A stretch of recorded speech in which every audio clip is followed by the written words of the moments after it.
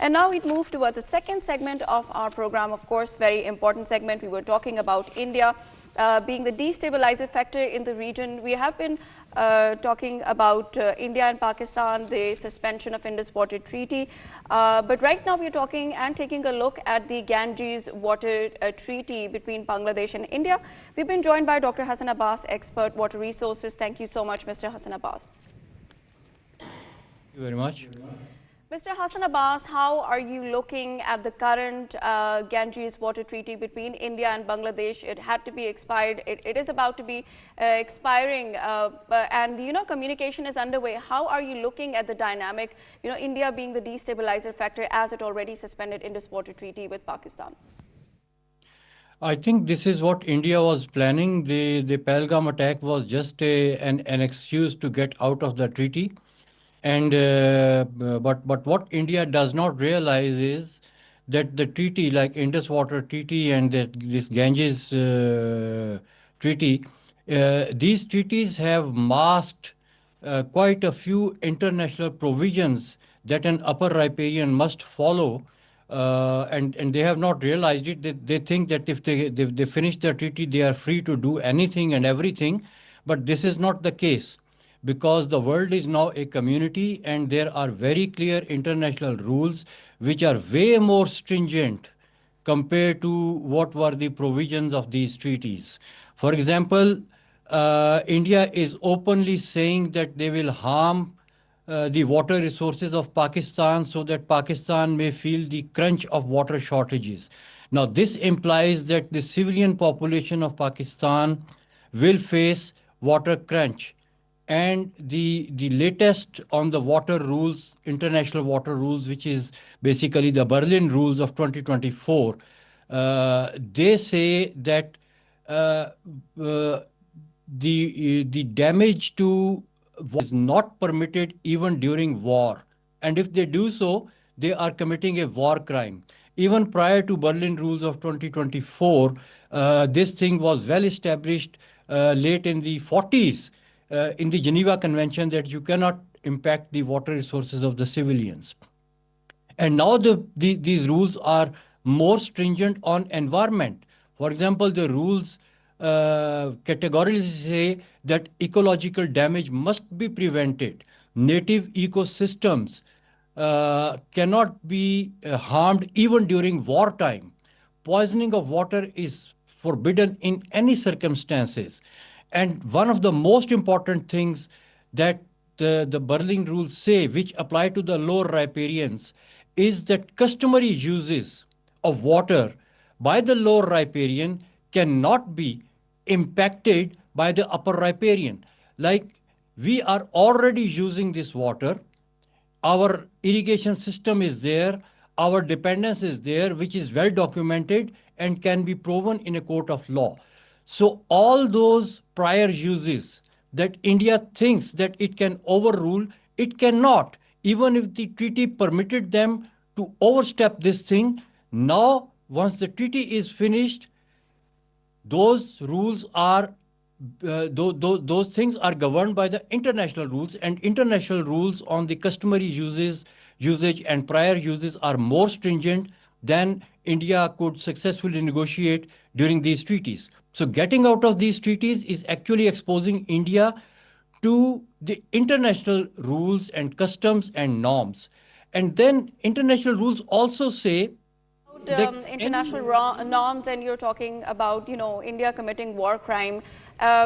So hasn't it made or intensified the scrutiny when it comes to water sharing agreement from the international community, as you rightly said, that it is exposing itself?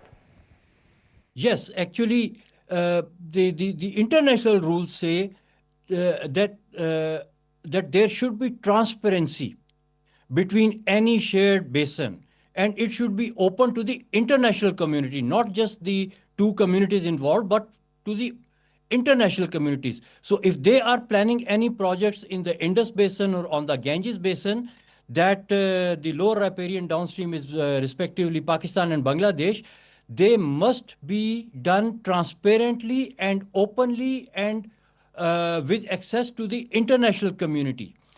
And the Berlin rules, they require that any such projects must be discussed in advance before being undertaken. So India is now exposed to all those things which it was not because of these treaties.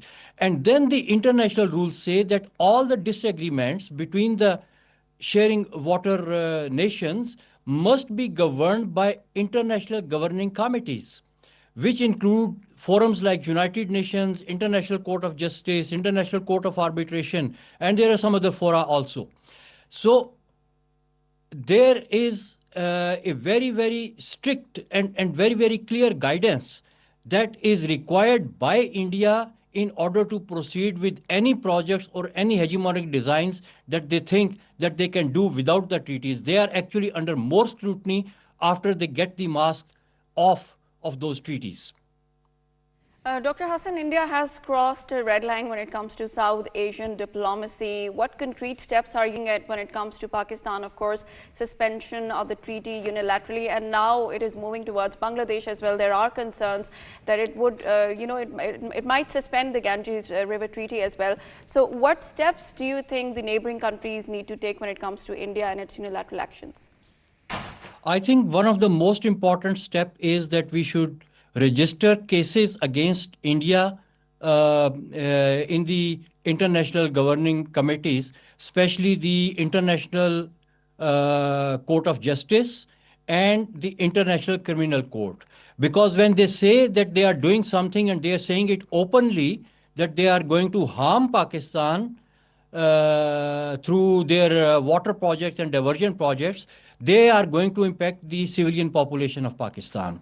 So if we just go to the International Criminal Court and register a case against an intended war crime, and we get a decision that if India proceeds with this, it would constitute a war crime, then it would help us diplomatically a lot.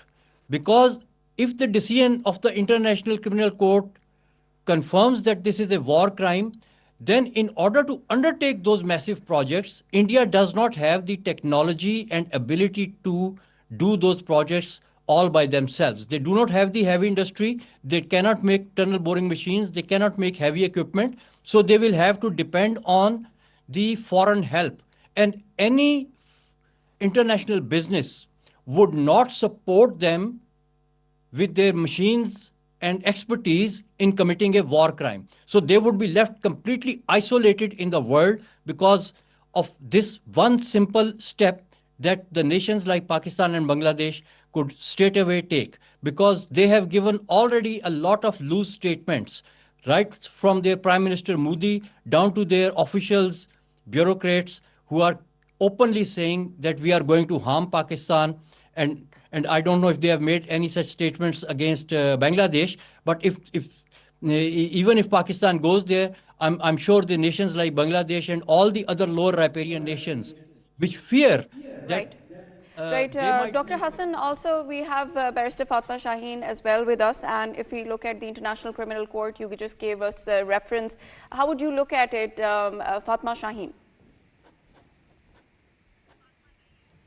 And if we pose the same question to Jawad Tehami, we've been talking about India's contemporary foreign policy. It's more about the national interest. And if we talk about International Criminal Court, how would you look at that? Well, there is a suggestion made by Mr. Respective Doctor, and I totally agree with this particular thing, that there should be a sort of a preparation when it comes to Pakistan. Pakistan has been sensitizing the international community as to how India has been trying to weaponize water, a very basic resource that happens to come in the ambit of the very fundamental rights of every civilian. Now, as per those treaty, which India put it in abeyance unilaterally and illegally, which is in contravention to the very provisions of Indus Water Treaty itself, just based on the false narrative and the pretext that Pakistan was involved in something that happened, of which Pakistan had been asking for a concrete evidence, but India did not give that. And unilaterally doing that. Also, when it comes to the expiration of this particular treaty that you're talking about, the Ganges Treaty, of course, it's going to expire, but again, I am going to agree with Dorsa that when it comes to the expiration of such treaties, no matter whatever there had been an understanding when it comes to such type of bilateral treaties. After they're expired, naturally they are going to the system is going to be governed by the international rules which are already in place. So hence, by whether it does not renew a certain treaty or whether it suspends it unilaterally, which is not only against the spirit of the concerned treaties also, but also as per the international law. When we talk specifically about the Vienna Convention on the law of treaties, it also specifically and categorically talks about neither of the party can suspend or terminate it unilaterally until consented by the both parties, or there is an express transgression on the part of one party. And when we talk about Indus Water Treaty, there was no transgression on the part of Pakistan. When it comes to the expiration of this thank you very much, Jawad, for this comprehensive analysis and overview. Thank you very much, Dr. Hassan Abbas, Expert Water Resources, for giving us your views on how do you think India is weaponizing the water and, being the destabilizing factor in the entire region. And with that, we move to the